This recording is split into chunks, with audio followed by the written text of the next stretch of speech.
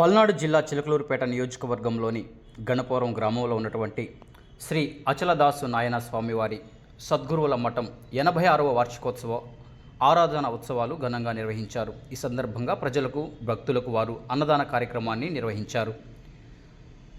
ఆరాధన మహోత్సవాలను చాలా ప్రతిష్టాత్మకంగా 3 రోజుల పాటు నిర్వహిస్తున్నట్లు మఠాధిపతులు కటారి దాసు నాయన తెలిపారు.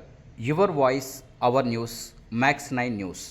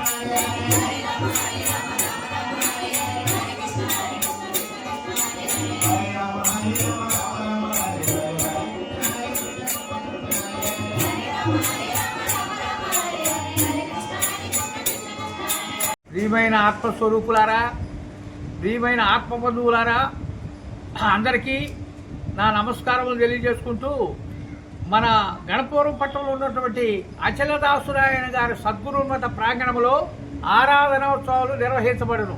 ఈ ఆరాధనోత్సవాలు 86వ ఆరాధనోత్సవం ఘనంగా నిర్వహించబడును. 3 రోజుల కార్యక్రమం 16, 17, 18 కార్యక్రమాలు.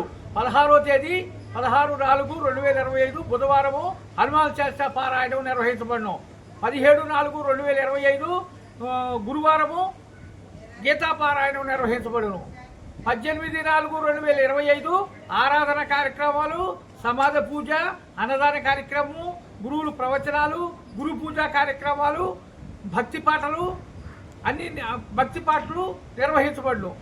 మరి ఈ యొక్క ఆరాధనకు ముఖ్య అతిథులుగా ఇచ్చేస్తున్న మహానుభావులు విరోజీ మఠ నిర్వాహకులు మఠాధిపతి భానుప్రసాద్ గారు, సత్యపల్లి వాస్తవ్యులు, అలానే వేటపాలెం వాస్తవ్యులు శివకేశవ గురూజీ గారు ఈ కార్యక్రమం ముఖ్య అతిథిగా ఇచ్చేస్తున్నారు.